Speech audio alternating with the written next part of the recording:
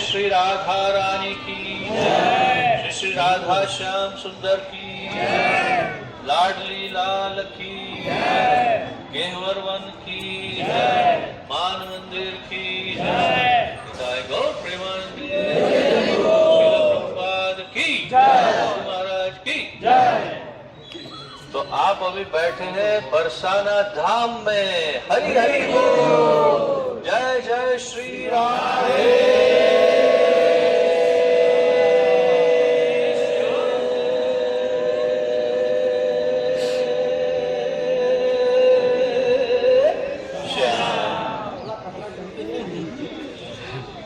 ये कौन है? स्वयं ब्रह्मा जी हैं, जिसके सर पर हम अभी खड़े हैं। तो बैठ तो अब बरसाना धाम पहुंच गए हैं, अपने माँ के पास पहुंच गए हम सब। तो मुझे तो बड़ा अच्छा लग रहा है, ऐसा लग रहा है आह माँ के साथ है तो कितना अच्छा लगता है, एकदम सुकून मिलता है ना। तो हम बरसाना में बहुत ही सुकून प्राप्त करते हैं, क्योंकि ये तो हमारी माँ का घर है कि नहीं। और यहाँ पर बहुत सारे सुंदर सुंदर दर्शन है, लीलाएं हैं। एक लीला हम पीछे, अरे आवाज मत करो, ओ मैया आवाज मत करो। एक बहुत ही दुर्लभ दर्शन पीछे छोड़कर आए, क्योंकि आज गाड़ी में आए हैं इसलिए वो नहीं कर पाए। पीछे एक सांकड़ी खोर है, इसमें हर साल हम चलकर जाते हैं। बहुत ही पतला रास्ता है पहाड़ में, जिसके ऊपर से सब गोपियां राधा रानी जब मक्खन दूध दही लेकर आते थे तो ठाकुर जी वहाँ पर खड़े रह जाते थे और वहाँ उनसे दान मांगते थे। और जब तक वो दान नहीं दे तब तक उनको जाने नहीं देते थे, बहुत परेशान करते थे। तो बहुत सुंदर लीला है। यहाँ पर ऊपर जो है मानगढ़ है, देखिए ऊपर मंदिर दिख रहा है, सफेद मंदिर, मान मंदिर, मानगढ़ दिख रहा है। कुछ लोगों को वहां से नहीं दिखेगा, हम चलते जाएंगे तो दिख जाएगा। तो वो है राधा रानी का मान करने का स्थान। मान करना क्या होता है? उस तरफ मान करना क्या होता है? रूठना, रूठ जाना। बांग्ला की बोल छे राग। राग, लेकिन कौन सा वाला राग? जो पत्नी का या प्रेमिका का जो राग होता है वो वाला राग, रूठ जाना। तो राधा रानी जब ठाकुर जी से रूठ जाती तो वहां पर जाकर मान करती और फिर ठाकुर जी उन्हें मनाते। यहाँ ऊपर है मोर कुटीर, जहाँ पर हम ऊपर जाएंगे तो वहां पर उसकी कथा विस्तार से बाबा सुनाएंगे हमें। और यहाँ आप जहाँ बैठे हो ये है घेवर कुंड और घेवर वन।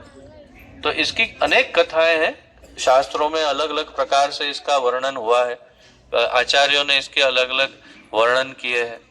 और यहाँ पर बस मुख्य ये है कि ठाकुर जी की अनेक लीलाएं राधा रानी के साथ इस वन में हुई है। और कहते हैं आज भी यहाँ पर प्रकट लीला चल ही रही है।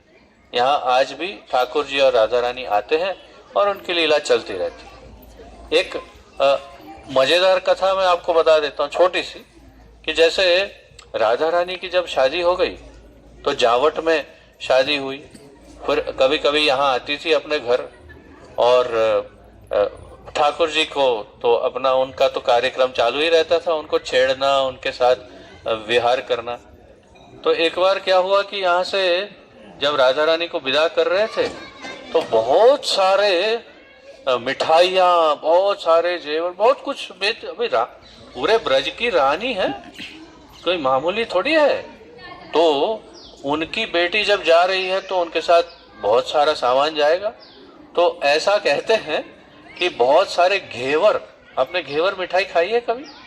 राजस्थान की बहुत सुंदर मिठाई है, यहाँ ब्रज में भी बहुत खूब अब मिलती है। इतनी बड़ी होती है, बहुत बढ़िया, और उसके बीच में रबड़ी लगती है, बहुत ही मजेदार।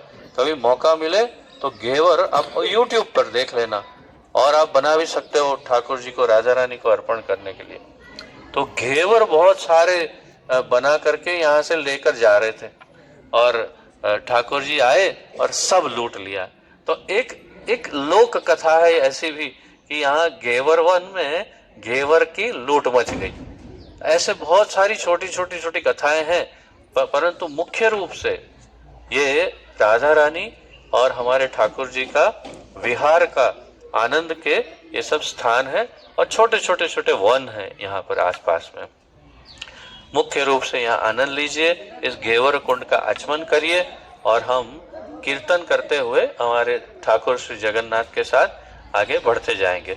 मान मंदिर ऊपर नहीं चढ़ेंगे, बहुत ऊंची चढ़ाई है। हम यहाँ से अब जाएंगे मोर कुटीर, तो सब लोग हमारे साथ चलिएगा।